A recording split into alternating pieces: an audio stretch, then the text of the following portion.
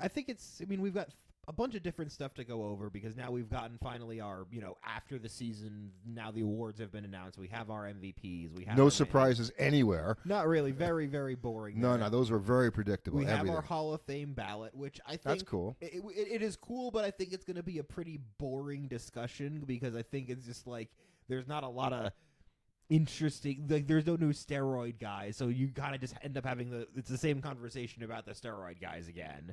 And we'll try not to do that. We'll try not to do that. And then there is a little bit of baseball news, but not much right now. I don't think we're going to be seeing much in the way of moves really until Juan Soto signs somewhere. So I'll start with three numbers, and so 79, 113, and 122. That is the number of days, 79, until pitchers and catchers report. Oh, wow. 113 days until the Dodgers and the Cubs play the opening series in Tokyo on March 18th, and 122 days until the real opening day on March 27th. I think even I, who love baseball, am not tracking them that close. So I'm gonna do this periodically, only do the podcast, and I'll give those three numbers, and now you know what to refer to. I just got to think, when it's March, it's getting close. So, I said before that there are no surprises, and it was almost a little boring, right? And not that they didn't deserve it, but I guess we'll start with the MVP. The MVPs went to nobody's surprise. Aaron Judge and Shohei Ohtani, rightly deserved, blah, blah, blah, blah, blah. The second places in both leagues also went to the two people everybody expected because Bobby Witt got it in the AL. He was second, and Francisco Lindor was second in the NL. I think Bobby Witt was named on every ballot as the second place, whereas Lindor was not. Weirdly lost a couple to like Ketel Marte. Was that Ketel Marte get the answer? Right, he got a few third place votes. He got like 5 of them. So yeah, it wasn't a good postseason award system for our favorite shortstop here in New York. In that he just didn't quite do enough to get anything. Silver Slugger. He got a silver slugger, but he earned that, and that's voted on by the other players and I think managers, I should say. Realistically, unless you're winning the MVP, there's not a lot of other awards you care about winning. You didn't win a Gold Glove, but it's not like there's some other individual award as a position play you're chasing really. Other than the MVP, that's a performance-based award. And I think, I know when we look at a player's career and we look at how many all-star teams did he make, or how many Gold Gloves did he win, or where did he finish in the MVP, and Lindor is going to look good there. He may not ever win one, but he's going to have a lot of top 10 finishes. And you're going to look at his career stats and be like, oh, okay, yeah, this guy was clearly good. And hopefully by the time Lindor retires, we'll have advanced defensive statistics enough that we can more accurately represent how good somebody was on defense in a couple statistics that are easy to look at. We can do that with offensive statistics. They don't even, if you look on Baseball Reference, the little bar that they put on the top for every player, there's nothing in there about defense. If we can eventually get some kind of universal defensive statistic or statistics that we can all quickly look at and reference to kind of know how good somebody was, that would also help to immediately kind of identify who was good and not at a glance. You would agree, and we'll talk about the Hall of Fame ballot in a moment, that Lindor is on a Hall of Fame track right now. If he maintains the level of play he's had for the past, 2 or 3 or 4 years, he's going to be a Hall of Famer.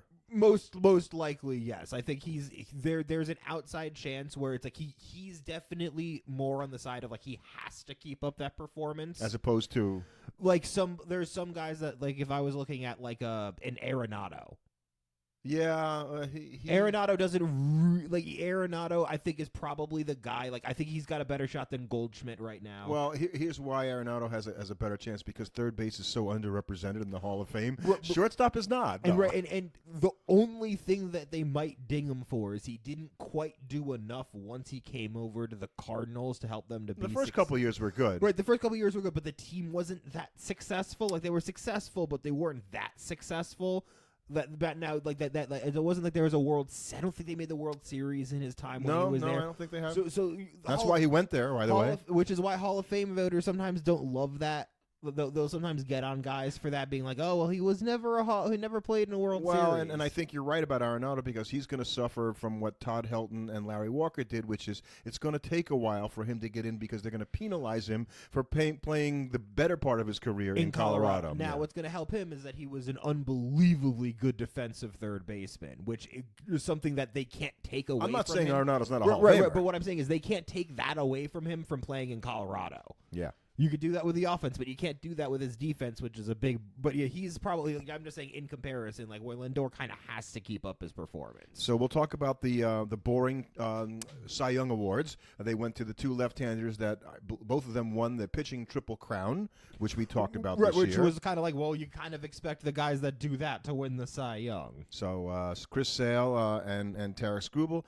You'd think that Sale. I mean, it's a kind of a disappointing end of the season when the Braves needed him the most that he wasn't able to go, and you can't blame a guy for that. But that really hurts. That's the curse of Chris Sale. Yeah, I guess. Right. If you're Atlanta and you were told the Braves fans before the season, Chris Sale's going to pitch the season for you and he's going to win the Cy Young, you would sign up for that. Sign me up. Yep. Every single time. Even if he wasn't necessarily ready for the postseason, you would hope that team in particular had the pitching depth. Unfortunately, with all the injuries they sustained, they didn't. And that they would be able to kind of shoulder something like that, and they weren't. It's not his first Cy Young award. I think he's got at least one other, if I'm not mistaken. I believe so. And you would think also, we talk about the Hall of Fame.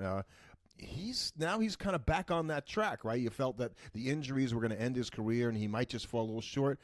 This year is a big step towards maybe having one more year like this or close to it. Might get him over the top. I think he's that good. This was his first Cy Young. It was his first Cy Young. Thank you for checking. I didn't, which is kind of surprising because he's been one of the best pitchers. He's got 50 career WAR. He's got. What's probably going to help him is the 2,400 career strikeouts. Because he's going to have a strikeout number not a lot of guys are going to ever get to again. Anymore. And he's got a pitching triple crown, and he's got a gold glove.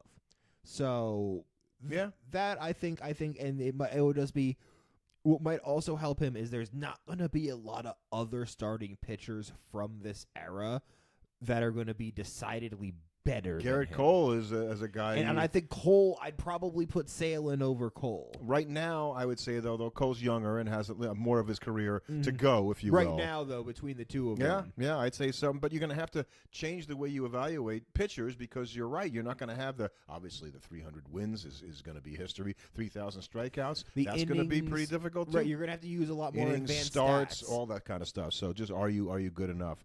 Manager of the year. I guess we predicted it right. I mean, it was pretty easy to call between Matt Quatraro of the Royals and Stephen Vogt for Cleveland, and we picked Vogt, and he won Manager of the Year. You could have easily given it to Quatraro. Right, the same way it was pretty obvious it was going to Pat Murphy in the NL. Just yeah, probably, but it could have gone to Carlos Mendoza of the Mets, and he got a bunch of votes. But you're never gonna give Manager of the Year to the team that finished third in their division over to the guy that won his. Yeah, I think that's fair. And I think we were of those people that said when Craig Counsell left Milwaukee, they were going to have a tough year. How that team did what they did this year, exactly. Got to credit the manager for some of that. Exactly, that's what made it kind of so obvious. Same way with the obvious, like the Rookie of the Year in the NL was going to be Paul Skeens.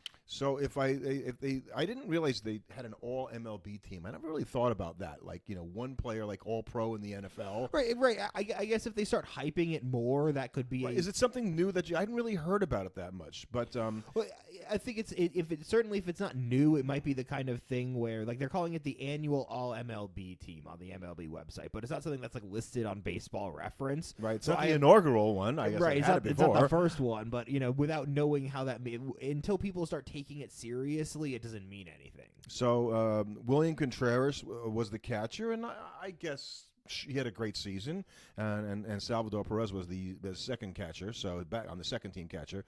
Vlad Jr. at first, Ketel Marte at second, Bobby Witt Jr. at short, Jose Ramirez at third, Aaron Judge, Juan Soto, and Mookie Betts in the outfield, and Shohei Ohtani obviously as your DH. Chris Sale and Skubal, the Cy Young Award winners. Paul Skeens, Rookie of the Year. We didn't talk about that. He won the Rookie of the Year, as did Luis Gil of the Yankees.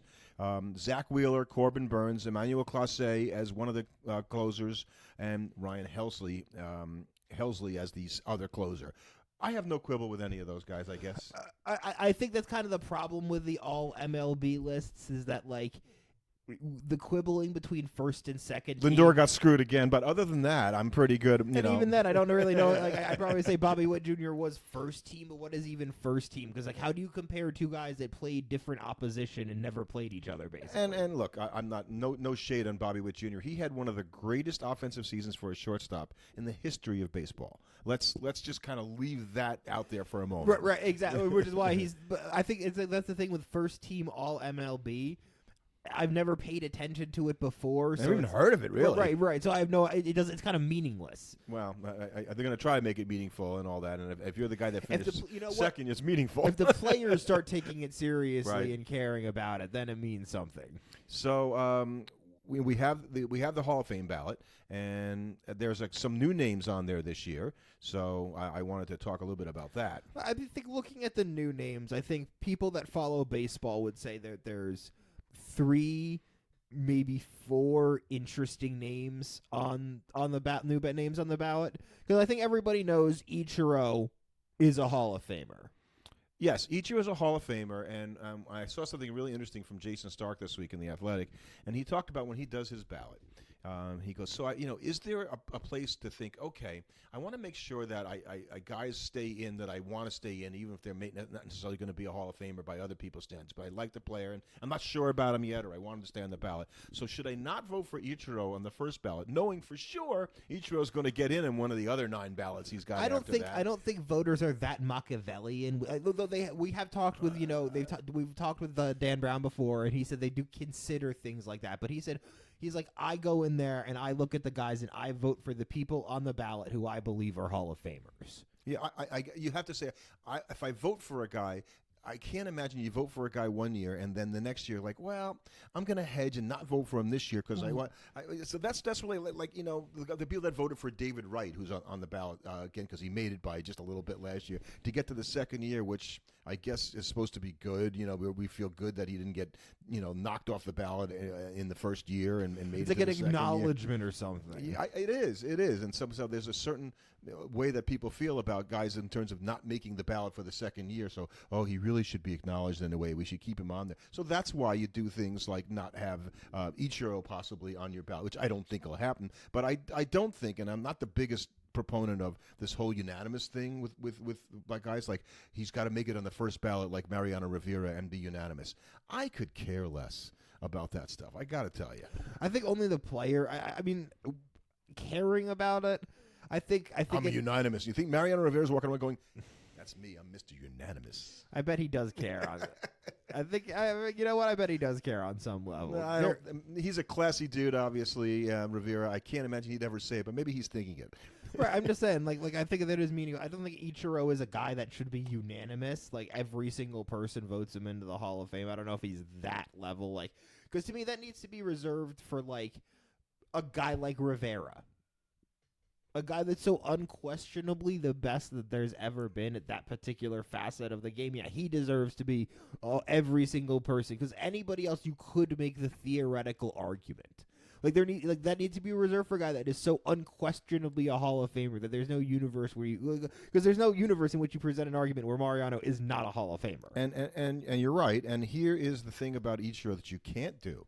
Right, you're not allowed to go, well, he actually, if you add his Japanese stats to this, you're not allowed to do that. These are major league stats. You can't do that. Even though he had more hits than anybody, if you add the two together, Japan League is not the Major League Baseball. You can't include that, even though you know that he did it. It's important. But I think he's still going to make it in on the first ballot. And I think there is a meaningful distinction between being a first ballot guy and not being a first ballot guy. I'm all for it, and so I think that'll happen. So I don't really blame any voter, because what clogs up the ballot, and you said we talk about the same thing every time, is the fact that you got to go through Manny and Alex Rodriguez and let's see who else is on there that's still left over that should have been in years ago. Right, but those are really the last couple guys. Beltran, Beltran, yeah, I think he's getting dinged for not in that same fashion. The Astrogate. Those two guys, I think, are at the top. Andy Pettit, do you think he gets dinged a little bit for the trying to get better, which he admitted because he was injured and he took some PEDs? I just think he's just the most borderline guy there is. I'm gonna say no. I don't disagree. I've come full circle on Andy Pettit, and I am for Andy Pettit in the Hall of Fame because of his stats, which are way better than people think. 250 wins and the best postseason pitcher possibly in the history of baseball. Yeah, but those stats don't count. I hate that so much. Hey, we just talked I know, about this. I know. You don't get it. Then be like, I oh, well, hate he was so good. Those don't count. So, we've said on this podcast a number of times that when we look at a player, we don't count the bad postseason play against their career because it's such a small sample. You can't ding the guy. But if the guy steps up and is great in the postseason, it can help him. Mm-hmm. It can help him in my mind going, look, this guy, when when it was biggest, when it was most important, the guy played his best. That's really cool. CC Hernandez, of course, doesn't have the other stuff, but in the playoffs, the dude is a stud. Mm-hmm. So if the rest of his career were like that, he'd be a Hall of Famer. He's not. Yeah.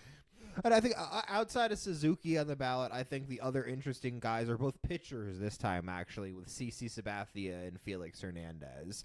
I think those are the other two guys that are like really likely Hall of Fame candidates in my mind. Are you going to put those guys in over Andy Pettitte? Wow. As pitchers, I think they're both better. Wow. Yeah, I think I might.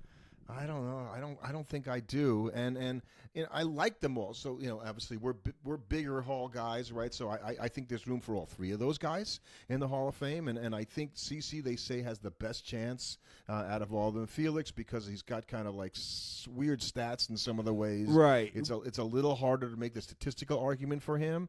But I think everybody recognizes his greatness and how he did it for a team that really didn't help him very much for all those years. Right. So I think the other guy, and this is his 10th time on the ballot, and I heard him interviewed this week a couple of times, and I really liked the interview a lot, and that's Billy Wagner, and whose son actually made his debut this year in the major leagues, and Billy Wagner, was very honest about saying that I want to be in. It's torture having to wait every year to do that, and he feels that what he did in his career, like the whole 900 innings thing, obviously doesn't really affect him at all. He thinks he's probably, he didn't say he thinks he's a Hall of Fame. He thinks his record speaks for itself, and he thanked profusely on the program he was on the other morning Terry Collins for doing him the greatest favor in making him a closer when he was in Houston, and then Larry Durker, who was another fine major league pitcher, succeeded TC, and he kept him as closer. And Billy Wagner's like, my whole personality, the way that I am, is not built to be a starter. I want to go out there and every day, and so that's when I realized that was really who I was, and they played right into what he felt was his strength. And he was, man, that guy took the ball. I mean, he just wasn't in the playoffs very much, and when he did pitch in the playoffs, he wasn't great, and he just didn't quite get enough because he only pitched the 9th inning. So but everything else about the guy's career is eye popping in his stats, and I really hope that this is the year that he gets in. I think his biggest reason he's going to get in this year is there's just not enough other guys that are on the ballot. They're not going to have an only Ichiro year. I think the current writers are sensitive enough to the fact that the fans don't like it when there's not a lot of players. They don't like the idea of only one or nobody going into the Hall. The fans don't like that.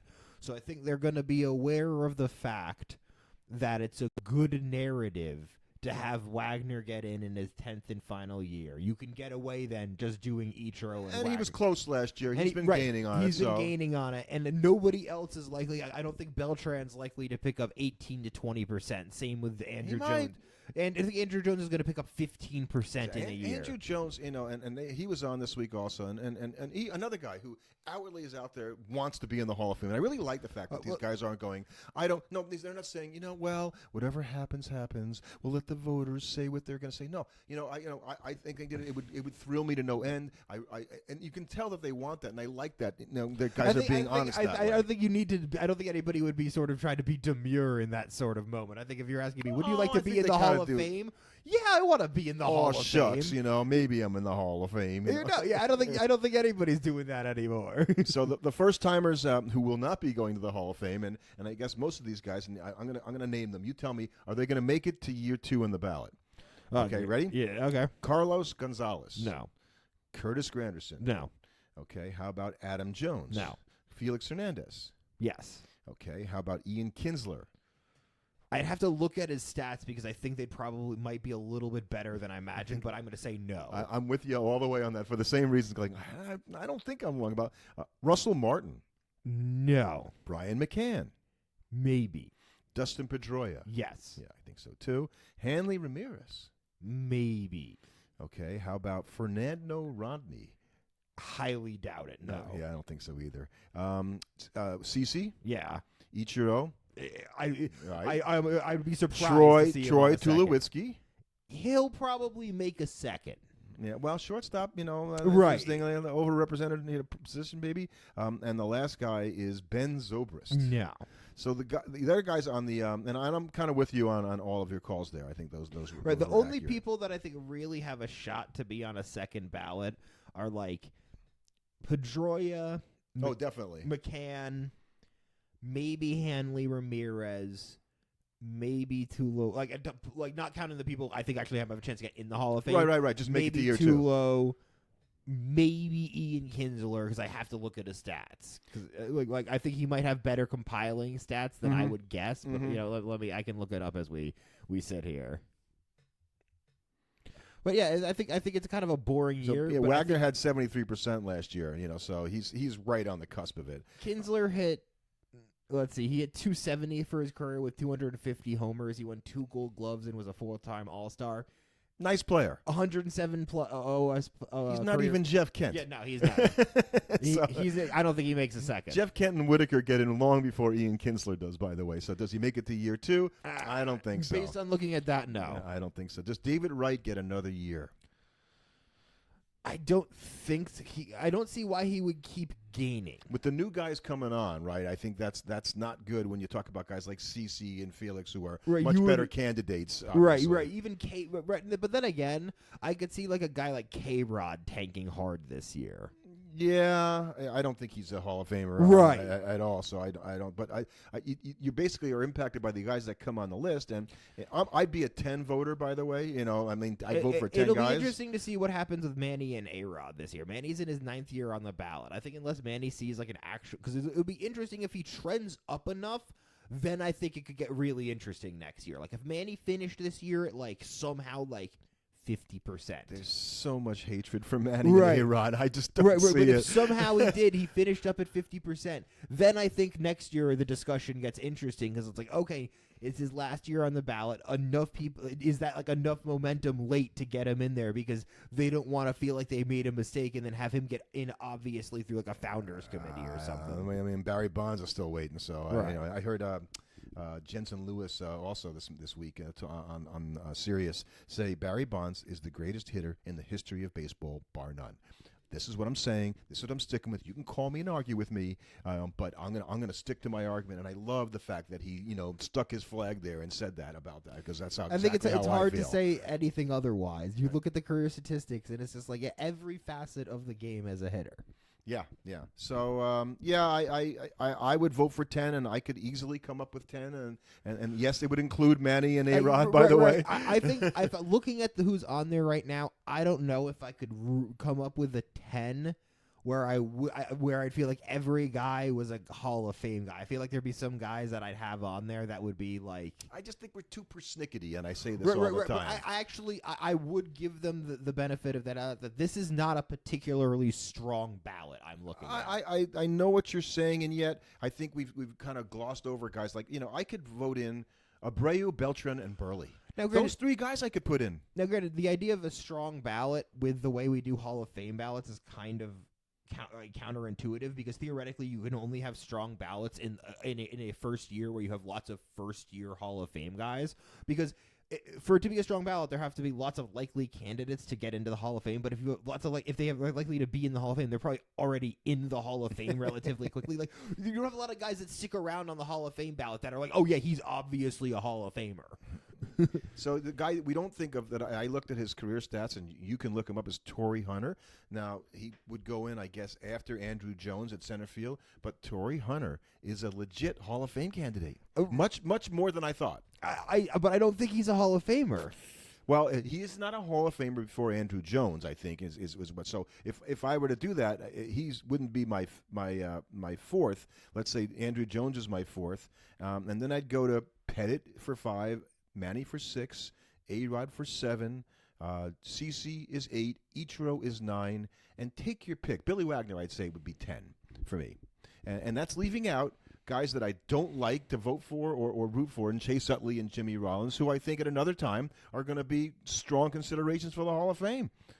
Right, but I just look at I look at a guy with a career. Doesn't include Torrey Hunter either. 50 WAR across. Oh, stop with the WAR already. 19 seasons. Whoa. I mean, in terms of using that as the only barometer, because the guy won 8 or 9 Gold Gloves. He hit 350 home runs as a center fielder. What do you got to do to get in the Hall of Fame these days? It's center field. Come on. Well, I think the idea that somehow there's a less of a premium, like outfielders in home runs. Center fielders and home runs, unless your name is Willie Mays, by the way, or Duke Snyder, right? And Mickey Mantle, right? But he didn't steal a lot of bases. No, he didn't. So how many did he steal? 195 over 20 seasons. Yeah, okay. So he had 10 steals a year. So Yeah, that's not he's not a burner. Right. But 200 career steals or 195. Nothing to shake a stick at. No, but I'm saying that's very different than a guy, your traditional speedy center fielder that we like to think of. So if I'm not going to punish him for not stealing a lot of bases like I would expect him out of a traditional center fielder, I can only give him so much kudos for hitting more home runs than the average center fielder. By a long way. Right. But we're not asking by the same thing. It would be different if he was doing both. Now, I like Steve Finley a lot, who's not on the ballot or anything like that, and it was a center fielder and has 300 career home runs.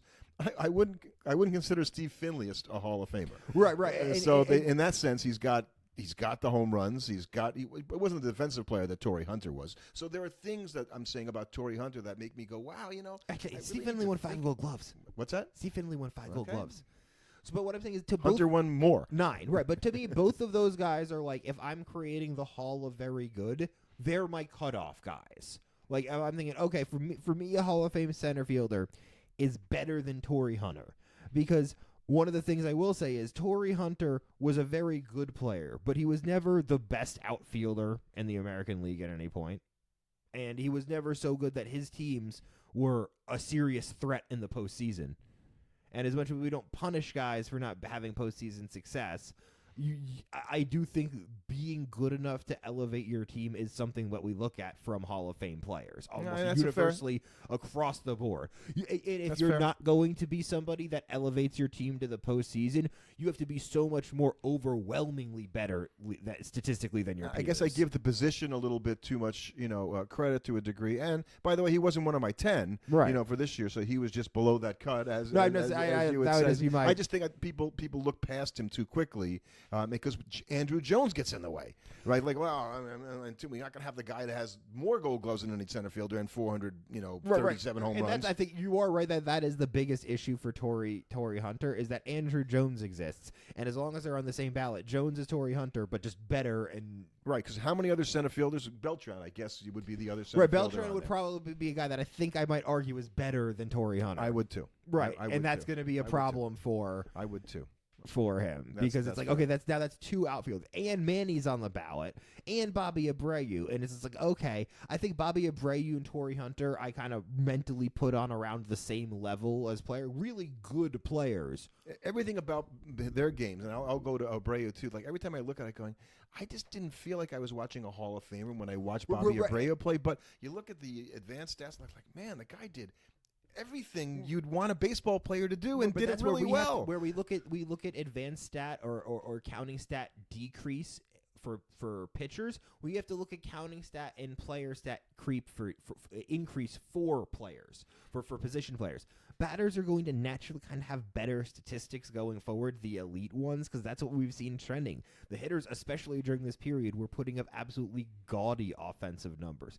So Hall of Very Good guys were putting up what were once Hall of Fame numbers because just so few that guys aren't anymore. Right, that aren't anymore because it's not. Just guys weren't doing that back then. You were either wore Mickey Mantle or you didn't hit like that. There weren't guys that kind of played at a level that was just a step below them.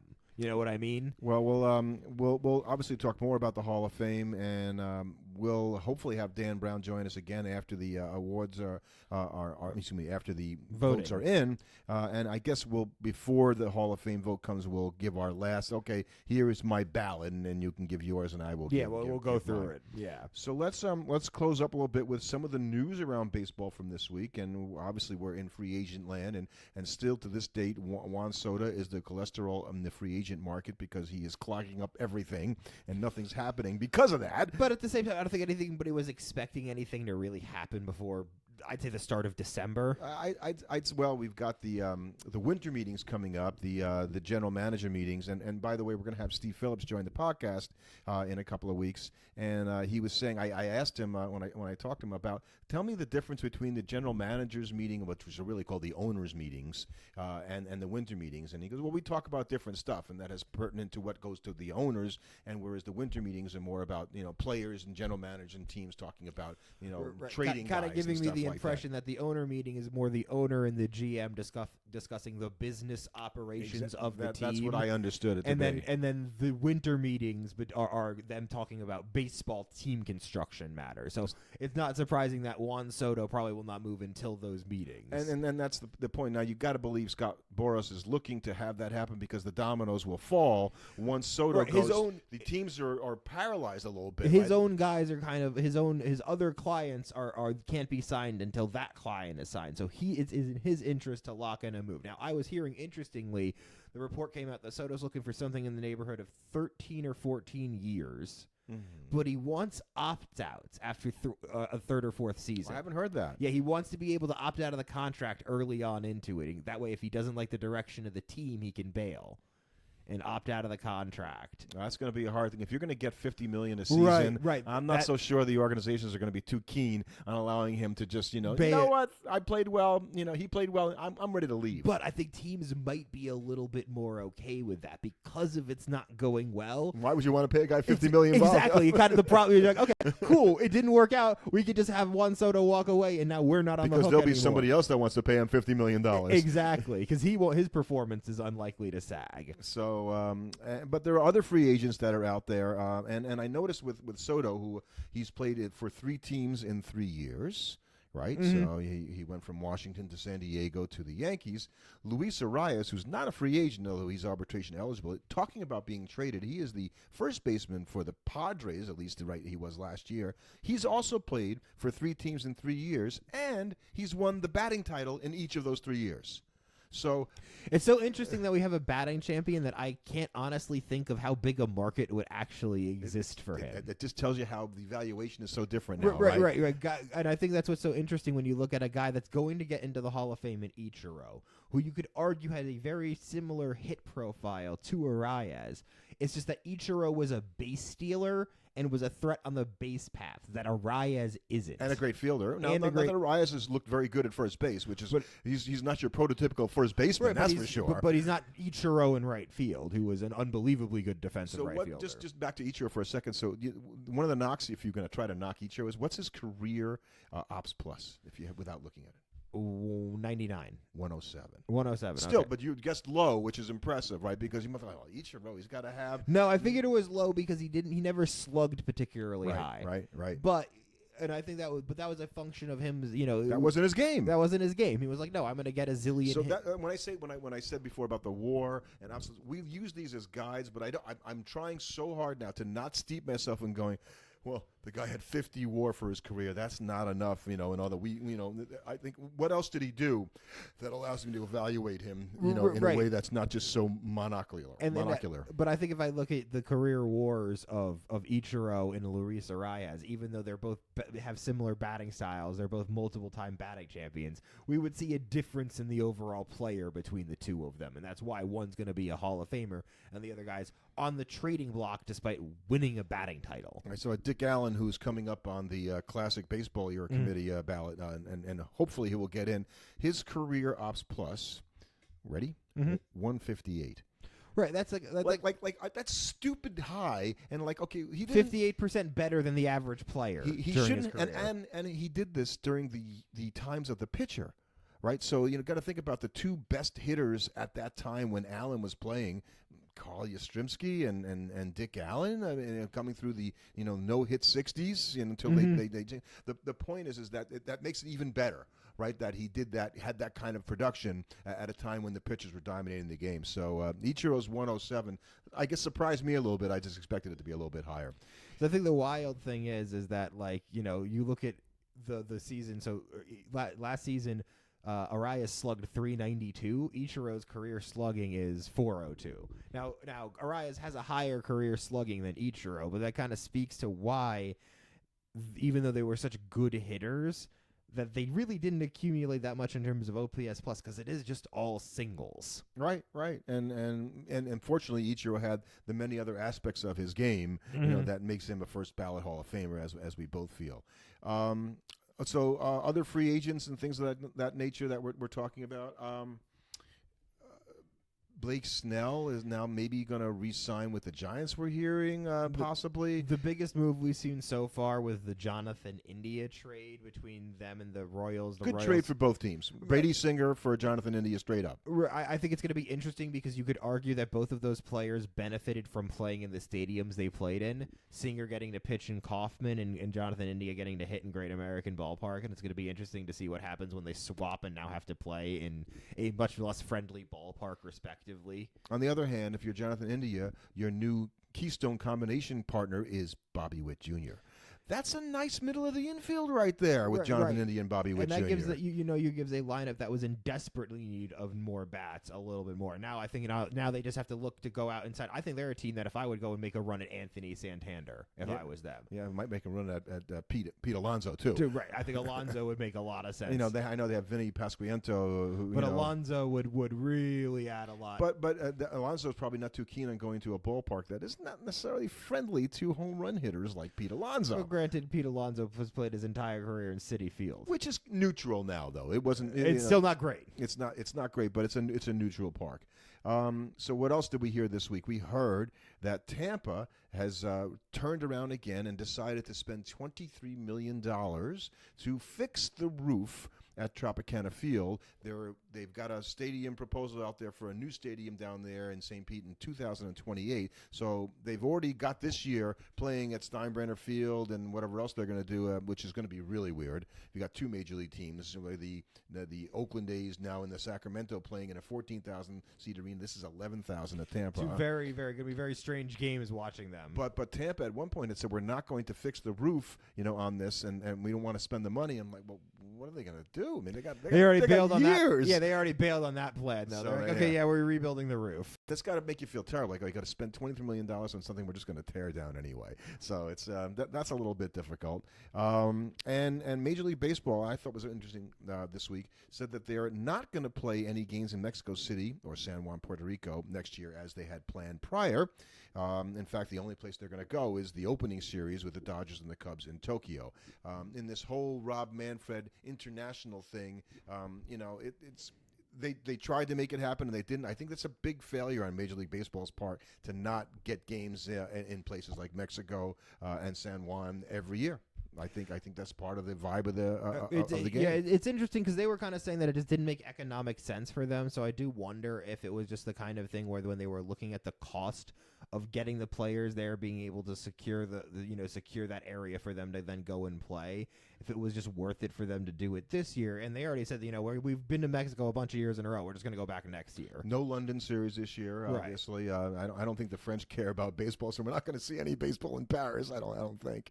But I think the London series is probably something you don't want to necessarily do every single season right away. They only did one NFL game there for years before they started ramping it up. You might take it a little bit slow and, then be like, okay, what were the reactions? Let's figure out how we do it. And then you try again in 2026 with maybe a better plan to try and get people into it or something. And I agree. I don't think that we're going to get into it too deeply here, but the whole notion that you're going to be able to have a major league team in London or someplace. I have a hard time with this concept. It's just too much flying. It'd be the same as having a team playing in Hawaii. It would just be so... You'd have to have so many teams like in Europe playing so they could not have to travel and play each other and then come here for like a 3 or 4 week road trip. I can't figure out how this is ever going to work.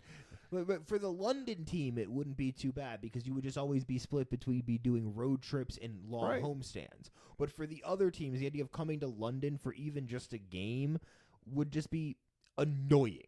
So you think a weekend series, the Mariners fly to London for a weekend series? Are you kidding? You would have to put them in an Eastern Division just so that they play most of their games against a team that's it's only so bad for them. Yeah. Yeah, well, I think they talk about this. We'll talk about this another time, but I just the whole thing. Right, I think it's one of those things they talk about. Yeah, I'm not sure that it's real. I think we've got a second Canadian team before we get a London team. And then, of course, there was news on Friday that a bunch of guys that were under contract were non-tendered future contracts with their existing teams, and mainly it's got to do with money.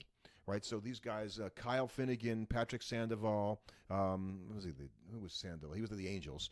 Austin Hayes, who was an All-Star last year, Jordan Romano, Dylan Carlson, Brendan Rodgers, Ramon Laureano. All of these guys were set to make something like anywhere between $5 and $8 million a year. So by non-tendering them, they don't have to pay them that money. They could still re-sign the guy at a lower number, which happens all the time. But you look at these guys out in the marketplace. If you do pick them up, then you've got to pay them that amount of money. Right, you don't get to re-sign them at a different contract. They get that. So you're looking at relief pitchers like Finnegan, who's 33, had a really good year. Do you really want to spend $7 million on Somebody Kyle? might. Somebody might. Yeah, somebody named David Stearns and and Steve Cohen perhaps. And the last thing I wanted to talk about, and I don't know, I found this really interesting, is the whole robo-umps, because when I read it this week, then it clarified it to me. I don't know if you've ever, they actually gave you the numbers, which I've never seen before. So the AAA ballparks this year used ABS, automatic balls and strikes, for the second straight season. I don't think I realized that it's 2 seasons in a row. And there is little desire to call the strike zone as the cube defined by the rule book. Well, that's really interesting as an experiment, because we know that we haven't been able to see automatic balls and strikes because they can't agree on what the strike zone is, and that box that we see that's artificially put in there is just a rendering so that a fan can kind of see where it's going. It's not actually perfect. It's not being used to actually call balls and strikes. So right now, ABS calls the strikes only on where the ball crosses the midpoint of the plate. So the plate is 17 inches, so 8.5 inches from the front and the back is where they call the strike. So if it's a strike at the front of the strike zone, it's not a strike yet until it gets halfway, over the plate, which is really interesting. I have to think about that. And the top of the strike zone was increased to 53.5% of the batter's height this year from 51%, 2.5%, and the bottom remained at 27%. The point being, so that makes sense, right? Because you think about a guy like Aaron Judge, and a guy like Luis Arias, who's not nearly as tall, and so their strike zones are accordingly. But the fact that the strike zone isn't like, when it first enters the zone in the front of the plate, it has to be the middle of the plate, is really interesting.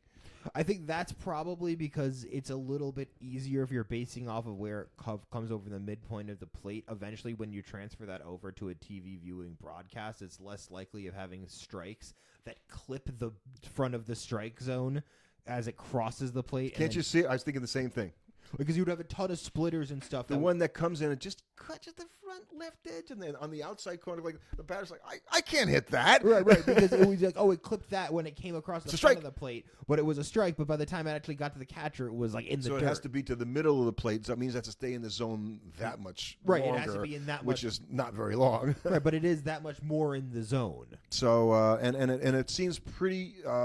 Sure, they're going to run it in spring training next year, and Manfred is thinking that it's going to be coming out in the 2026 season if it all comes to pass the way they think, and that it's basically going to be a challenge system. They're not going to have full ABS, which you and I think you're in the same place. Eventually, I just want full ABS. Just get a system that everybody agrees on, and let the stupid They still have challenges in tennis, right? Yeah, okay. You ever seen a challenge in tennis now? It doesn't work. They're never right. The guy goes, I want to challenge, and the camera goes, no, it didn't call the ball out because it wasn't out. So we're just going to show you what we already heard. But the challenge is there just to be like, see, it was right. Yeah, that's all it does, right? So it's so that because it can't get it wrong. Right. It doesn't make any But sense. it doesn't matter. The challenge it's a relief valve to be like, no, there's no way that was a strike, and then you challenge it, and they show it to you, and you're like, I can't say anything now. And this is a soft way of taking it away from the umpires without saying you're going to give it all up in one fell swoop. And so 3 challenges a game, and I guess they're not overusing it at the minor league level, and I think it's certainly better than what we have now. Yes. So all we're looking for is progress, even though we think the eventual destination is full ABS. Right, you just have base umpires. Umpires still get to work behind the plate. They still got plenty to do. They still got to call balks and licking the finger and making sure that it's not sticky stuff on them. But they're just no longer calling balls and strikes because we don't have to wonder. Because how many bad calls did we see this year? So many. As good as these umpires are, as good as they are, and just- they're very good. It doesn't matter. It's It's too hard. A human can't do this. So I just kind of interesting that I'm going to think about the middle of the plate when I watch baseball. That you're going, okay, so that's what it is. Instead of when you see it on TV and you're watching it, it goes into the box and think, well, it hit the front and like, nope, that's not that. You gotta get it where it goes through the midpoint of the plate. It could be interesting to see the impact that has on batters as pitchers have to throw the ball more in the strike zone to have the ball consistently register as a strike. You're not going to be able to get away with low strikes nearly to the same degree that you probably can get away with them right now, or at least what looks like getting away with them right now with pitches that clip the front of the strike zone. Right. So, I guess it's a good time since it's Thanksgiving week, and we're not going to drop one on Thanksgiving on Thursday. So to thank everybody for listening and contacting us, we get lots of notes from a lot of people, and we enjoy sort of the correspondence and the questions out there that we get, and topic suggestions. All good with that. We'll continue to put out episodes probably once a week during the off season. Yeah, we got a couple fun ones lined up. We have some interesting interviews coming up here in the month of December. Yeah, we're going to have another general manager besides Steve Phil's. We're going to have Dan Evans, who was the Dodger general manager in the early 2000s. So we got a trip and some history lessons to go over as we get deeper into the winter. Yeah, absolutely, yes. We're working on our big expose for next year on John Montgomery Ward. So once again, thanks. Keep calling us and writing to us, and I hope you have a great Thanksgiving.